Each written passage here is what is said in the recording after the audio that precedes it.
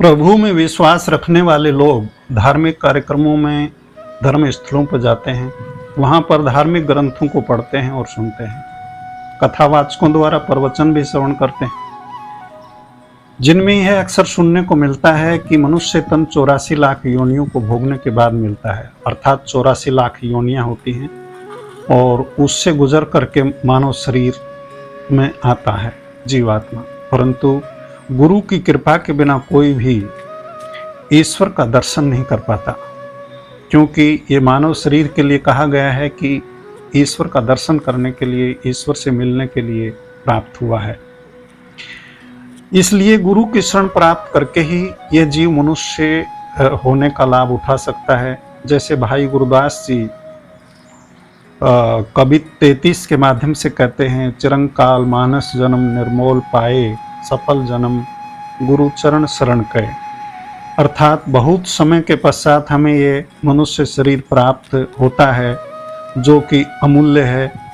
कोई भी इसको कीमत अदा करके प्राप्त नहीं कर सकता, इसको खरीदा नहीं जा सकता है।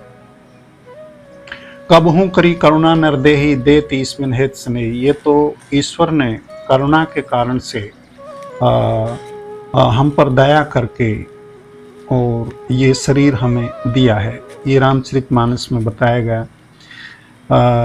जैसे कहते हैं, परंतु गुरु की शरण में जाकर ही यह सार्थक होता है।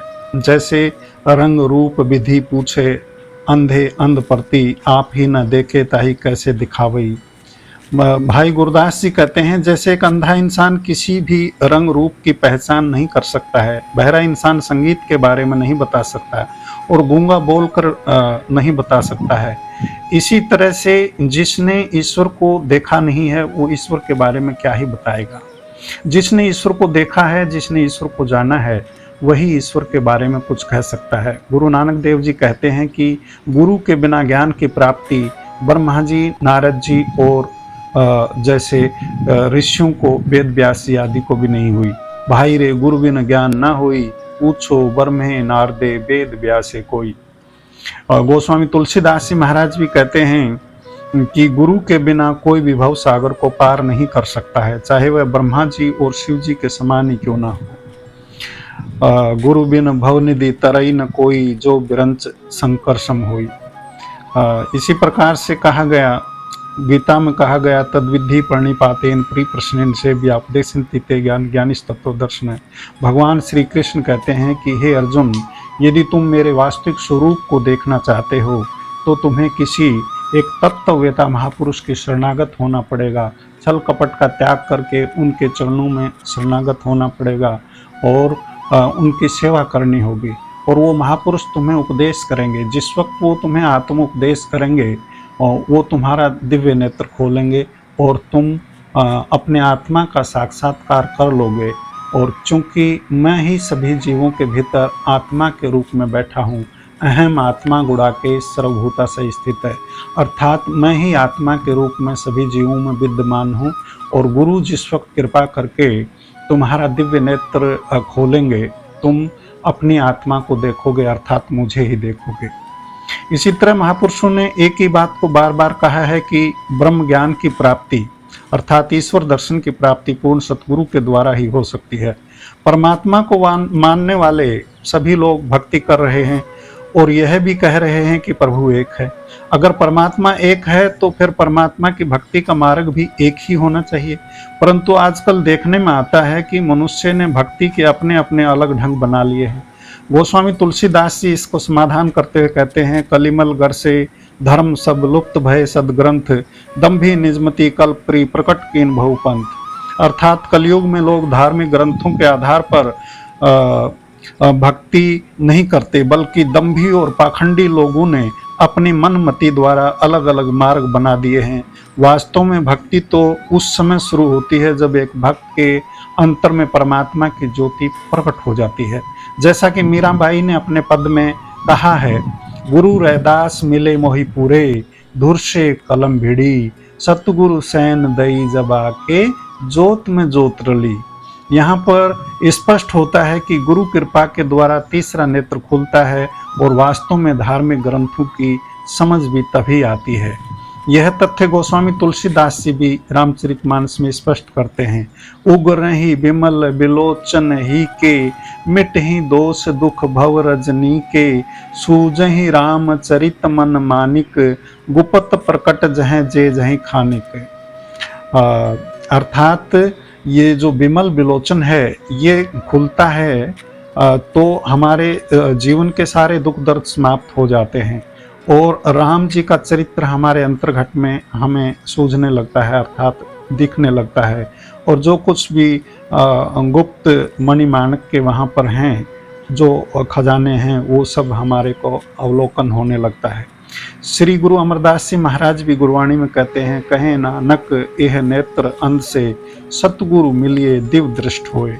परमात्मा को इन बाहरी दो आंखों के द्वारा नहीं देखा जा सकता है। जब गुरु कृपा द्वारा दिव्य दृष्टि, तीसरा नेत्र प्राप्त होता है, तभी परमात्मा का दर्शन होता है। बहुत सारे लोग यह भी कहते हैं कि अगर परमात्मा है तो वह हमें दिखाई क्यों नहीं देता। जब तक परमात्मा हमें दिखाई नहीं देगा तब तक हम परमात्मा को नहीं मानेंगे। गुरु साहिब कहते हैं कि परमात्मा को देखा तो जा सकता है, परंतु इन बाहरी नेत्रों द्वारा नहीं, बल्कि उसको देखने के लिए दिव्य दृष्टि की आवश्यकता होती है। प्रभु को कोई भी व्यक्ति अपनी मन बुद्धि द्वारा नहीं समझ सकता है। तर्क वितर्क के द्वारा, अपनी वाणी के द्वारा भी उसको प्राप्त नहीं किया जा सकता है। भगवान शिव स्वयं माता पार्वती को समझाते हुए रामचरितमानस में कहते हैं, राम अतर्क के बुद्धि मनवाणी। अगर कोई परमात्मा के विषय में तर्क देकर सोचे कि मैं उसके भेद को पा लूंगा तो ऐसा नहीं हो सकता, क्योंकि तर्क तो बुद्धि का विषय है और बुद्धि हर इंसान की एक जैसी नहीं होती। जिसके पास ज्यादा बुद्धि होगी वह दूसरों को हरा देगा। इसलिए परमात्मा को बुद्धि द्वारा नहीं समझा जा सकता है। सर्वश्री आशुतोष महाराज जी हमारे दिव्य गुरुदेव, एक बार एक डॉक्टर उनके पास उनसे मिलने के लिए आए और उन्होंने प्रश्न किया महाराज जी से, महाराज जी क्या ईश्वर है? और महाराज जी कहते हैं कि हाँ, क्या तुम्हारे पास वो आँख है जिसके द्वारा ईश्वर को देखा जाता है? तब डॉक्टर साहब कहते हैं कि आँख? कहता है आँख तो मेरे पास नहीं है। तो कहते हैं कि तुम्हारे लिए ना आत्मा है ना परमात्मा है, क्योंकि हमारे महापुरुषों ने कहा है। गुरु गोविंद सिंह जी महाराज कहते हैं, जिमी जमान के बिखे समस्त एक जोत है, न घाट है न बाढ़ है, न घाट बाढ़ होत है। दसम ग्रंथ के माध्यम से यह बात कही गई है कि परमात्मा जो कभी घटता बढ़ता नहीं है, निराकार है, हमारे अंतर्घट में सदा से ही विद्यमान है और उसका दर्शन दिव्य दृष्टि के द्वारा ही हो सकता है। तीसरा नेत्र शिव नेत्र के द्वारा ही दर्शन होता है। यह सुनकर उस डॉक्टर ने कहा कि परमात्मा मनुष्य के शरीर में भी होता है। तो महाराज जी ने कहा कि हाँ, वह मनुष्य के शरीर में ही तो है। डॉक्टर ने कहा कि मैंने पैर के अंगूठे से सिर तक इंसान के सारे शरीर को चीर फाड़ कर देखा, मुझे परमात्मा कहीं दिखाई नहीं दिया। तब गुरु महाराज जी ने कहा कि ठीक है। एक पास में रखी माचिस को उठाया और वो माचिस की डब्बी को टेबल पर रख दिया। कहते हैं कि आप स्वीकार करते हैं कि इसमें आग है? तब डॉक्टर साहब कहता है कि हाँ, इसमें आग तो है। तो गुरु महाराज जी ने उस माचिस के टुकड़े कर दिए, तिल्लियों के भी टुकड़े कर दिए। कहते मैंने तो सारी माचिस को तोड़ करके देख लिया, इसमें कहीं भी मुझे आग नज़र नहीं आई। तब डॉक्टर कहने लगा कि नहीं महाराज, इसमें इस प्रकार से आग नज़र नहीं आएगी, उसके लिए युक्ति लगानी पड़ेगी। ये जो मसालेदार पट्टी है इसके ऊपर इस तिल्ली को रगड़ना पड़ता है तो आग प्रकट होती है। तब गुरु महाराज जी मुस्कुराते हुए कहते हैं कि यही बात है, ईश्वर हमारे भीतर है, लेकिन वो चीर फाड़ के द्वारा उसको नहीं देखा जा सकता है। उसको देखने के लिए एक युक्ति की आवश्यकता है, दिव्य नेत्र की आवश्यकता है, और वो दिव्य नेत्र केवल गुरु ही प्रदान कर सकता है। वो सबके बस की बात नहीं है और इसलिए वो इतना आसान नहीं था, मुश्किल था। इसलिए लोगों ने उसको नकारना शुरू कर दिया। जबकि महापुरुष कहते हैं, जर्रे जर्रे में है झांकी भगवान की, किसी सूझ वाली आंख ने पहचान की। कुछ लोग प्रश्न करते हैं कि परमात्मा के असली स्वरूप क्या है। धार्मिक ग्रंथों के अनुसार परमात्मा के दो रूप हैं, निर्गुण और सगुण। सगुण रूप में वह अवतार धारण करता है और निर्गुण रूप में प्रकाश है।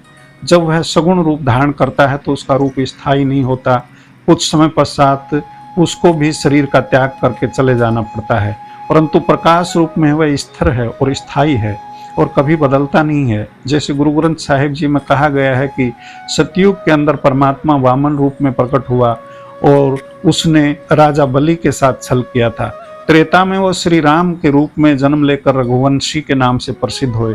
द्वापर में उन्होंने श्री कृष्ण के रूप में जन्म लेकर कंस को मारा, वह उग्रसेन को राज्य दिया और भक्तों को निर्भय किया। कलयुग में वह श्री गुरु नानक देव जी के रूप में प्रकट हुआ। गुरुवाणी में इसको कहा गया है, सतयुग ते मानियो छलियो बलि बामण भायो, त्रेते ते मानियो राम रघुवंश कहायो, द्वापर कृष्ण मुरार कंस कृतार्थ कियो, उग्रसेन को राज अभय भक्तन जन दियो, कलयुग परमान नानक गुरु अंगद अमर कहायो, श्री गुरु राज अबिचल अटल आदि पुरख फरमायो। श्री रामचरित मानस में भी कहा गया है कि धरती पर जब जब पाप बढ़ता है, राक्षस बुद्धि वाले लोग अधिक हो जाते हैं और ब्राह्मण, गाय, देवता और पृथ्वी आदि को इतना दुखी करते हैं जिसका वर्णन नहीं किया जा सकता है। ऐसे समय में परमात्मा शरीर धारण करके भक्तों के दुखों को हर लेता है। जब जब होई धर्म के हानि, बाढ़ई असुर अधम अभिमानी, करही अनीति जायनी वर्णी, सीधी विप्रधेनु सुरधरणी, तब तब प्रभु धरि विविध शरीरा, हर ही कृपा निधि सज्जन पीरा। श्री भगवत गीता में भी भगवान श्री कृष्ण कहते हैं, यदा यदा ही धर्मस्य ग्लानिर्भवति भारत, अभ्युत्थानम धर्मस्य तदात्मानं सृजाम्यहम्, परित्राणाय साधूनां विनाशाय च दुष्कृतां, धर्म संस्थापनार्थाय संभवामि युगे युगे। अर्थात जब जब अधर्म बढ़ जाता है और धर्म विलुप्त होने लगता है, पापी लोगों की संख्या बढ़ जाती है और गौ, ब्राह्मण और पृथ्वी को सताया जाता है, तब तब भगवान जो निराकार हैं वो साकार रूप में प्रकट होते हैं, शरीर लेकर के अवतरित हो जाते हैं। और इसलिए एक ही बात है कि जीवन को यदि सफल करना है, मानव का शरीर लेना उतना कठिन नहीं है जितना कठिन है मानव जीवन को सफल बना लेना, वास्तव में मानव बन जाना।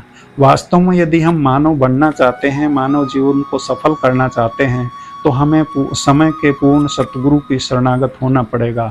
हमें सतगुरु को खोजना ही पड़ेगा। आज के समय सर्वश्री आशुतोष महाराज जी, जो दिव्य ज्योति जागृति संस्थान के संस्थापक और मुखिया हैं, वही एकमात्र गुरु हैं जो हमारी नज़र में हैं। हमने भी उन्हीं से ज्ञान दीक्षा को प्राप्त किया है, नहीं तो हम भी संसार में भटक ही रहे थे। इसलिए हमने बहुत खोजा है, बहुत ढूंढा है और उनके अतिरिक्त ये ज्ञान कहीं भी नहीं है, कहीं भी कोई नेत्र नहीं दे पाया। हमने 10-10 गुरुओं के पास प्रयास किया, लेकिन ऐसा संभव नहीं हुआ। और जैसे ही दिव्य ज्योति जागृति संस्थान के संस्थापक सर्वश्री आशुतोष महाराज जी की शरण में गए, तो ये घटना हमारे जीवन में घटी। और आज हमारी हार्दिक इच्छा होती है कि ये संदेश हम जन जन तक पहुंचाएं। जो हमें प्राप्त हुआ है वो आपको भी मिले। जो हमारे जीवन की उलझनें समाप्त हुई हैं, वो आपके जीवन की भी उलझनें समाप्त हो जाएं, आप भी सन्मार्गी हो जाएं, आपका जीवन भी सफल हो जाए। यही इच्छा थी। धन्यवाद। नमस्कार।